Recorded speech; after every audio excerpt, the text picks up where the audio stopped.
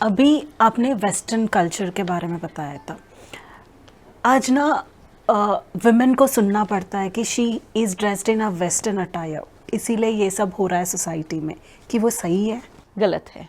कि लोग बोलते हैं कि क्राइम, जो भी क्राइम हो रहा है सोसाइटी में, वो ड्रेसिंग के वजह से हो रहा है, और लड़की जो देखती है उसकी वजह से हो रहा है, उसकी वजह से मेन आकर्षित होके वो आ रहा है, कुछ कर रहा है, they are getting attracted just because of women dressing और just because of her looks. Is it true?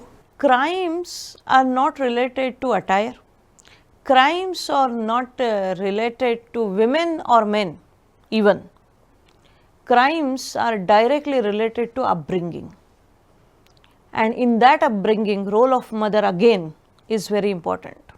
Until and unless we teach the values, until and unless we teach the respect as our Indian utmost value which is taught in our Indian culture, that मातृवत परदारेषु परधनेषु लोष्टवत, है ना, जो महिला है, अन्य जो महिला है उसको माँ के समान देखो, किसी और का जो धन है वो लोष्टवत माने लकड़ी के समान, मतलब कोई मूल्य नहीं है, पत्थर के समान उसको समझो। ये हमारे इंडियन वैल्यूज़ है। तो जब हम अपने बच्चों को महिला के प्रति रिस्पेक्ट नहीं सिखाएंगे, तब तक हम इन सभी क्राइम्स से बाहर नहीं आएंगे। इसलिए मैं हमेशा, मतलब हम जो कहते हैं कि भाई महिलाओं को माँ का जो रोल है कि एक बच्चे को क्या उसको सिखाना है। एक बहुत सुंदर कहानी है, महाराष्ट्र में एक बहुत बड़े विचारवंत थे साने गुरुजी, उनके बचपन की ये कहानी है। तो उनके बायोग्राफी में ये आया है। वो कहते हैं कि एक बार वो और उनकी माँ रास्ते से जा रहे थे और दो बहुत सुंदर महिलाएं पास से गुजरी। तो पहली बार तो दोनों ने देखा, और वो थोड़ी दूर जाने के बाद, ये साने गुरुजी तब एकदम टीनेजर थे, तो उन्होंने वापस मुड़ के उनको देखा। तब माँ ने उनको एक ज़ोर से थप्पड़ लगाया। तो वो जो थे, तो वो झगड़ा करने लगे अपनी माँ से कि पहले तो आपने भी देखा। तब उनकी माँ ने जो उत्तर दिया है, मुझे ऐसे लगता है अगर ऐसा ही उत्तर और ऐसी ही सीख हर माँ अपने बच्चे को देगी तो महिलाओं के प्रति जो भी क्राइम्स है वो नहीं हो सकते। तो वो ऐसा था कि उनकी माँ उनको बोलती है कि देख, उनका नाम था श्याम, देख श्याम, पहली बार जो देखा वो उन महिलाओं का सौंदर्य देखा, और तूने जब मुड़ के देखा जिसके लिए तुझे थप्पड़ पड़ी वो तेरी वासना थी, इसलिए तुझे थप्पड़ पड़ी है। तो ये जो डिफरेंस है, ये डिफरेंस माँ ने समझना भी चाहिए और वैसी सीख उसने अपने बच्चों को देनी भी चाहिए, है ना। इसमें अहिल्याबाई का बहुत बड़ा उदाहरण है। अहिल्याबाई होळकर, उनका इकलौता बेटा था, Maloji Holkar, and he was the only, वो एकमात्र राज का वंश था जो उनकी गद्दी आगे चलाने वाला था। बट व्हाट ही डिड, उसने एक व्यक्ति का खून किया। तो अपने इकलौते बेटे ने खून किया, अपना इकलौता बेटा जो राजवंश का इकलौता वारिस है उसने भी खून किया। इसलिए अहिल्याबाई वो माँ थी कि जिसने अपने इकलौते बेटे को हाथी के पैर के नीचे देकर मृत्युदंड दिया है।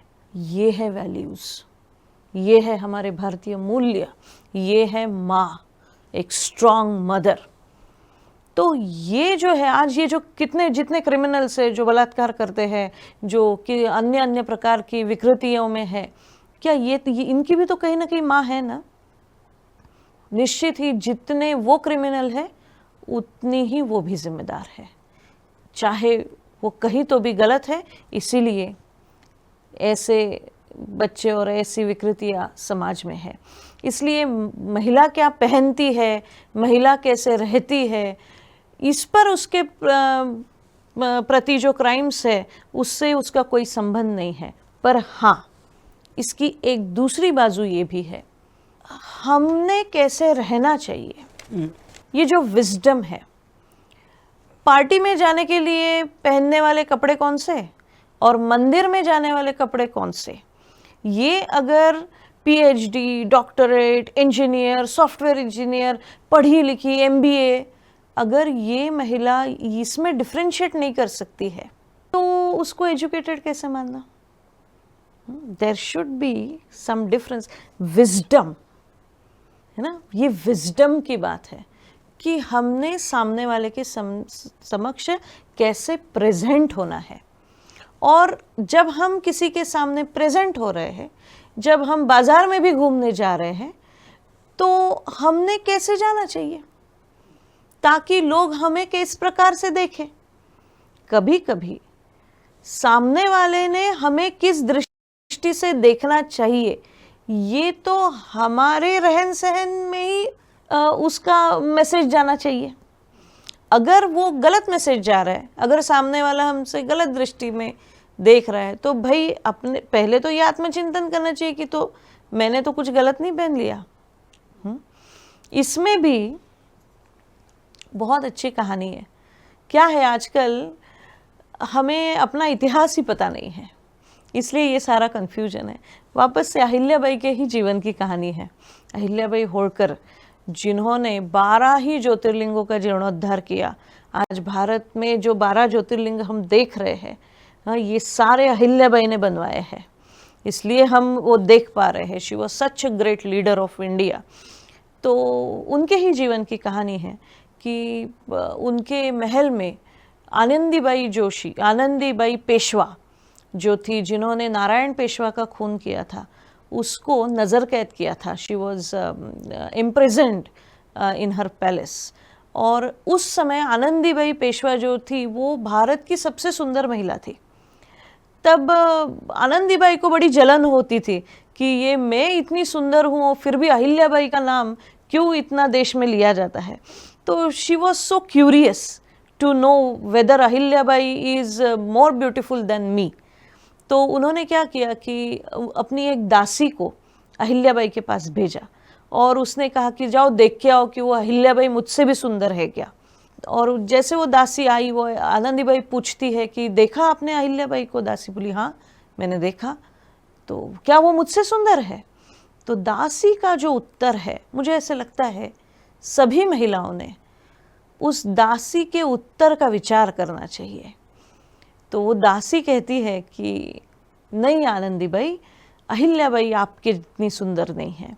अहिल्याबाई तो 40-45 की एज में भी है, थोड़ी ऊंची, पहाड़ी, दिप्पाड़, काली, सावली, है ना, सफ़ेद बस साड़ी पहनती है, गोपी चंदन का टीका लगाती है, रुद्राक्ष की माला पहनती। She is absolutely not beautiful than you. You are the most beautiful lady, है ना। आप इतनी सुंदर है कि आपकी चेहरे को जो देखता है वो देखता रह जाता है, इतनी आप सुंदर है, ऐसे वो दासी कहती है।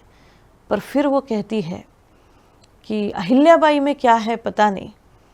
अहिल्याबाई सुंदर तो नहीं है, बट अहिल्याबाई में क्या है पता नहीं।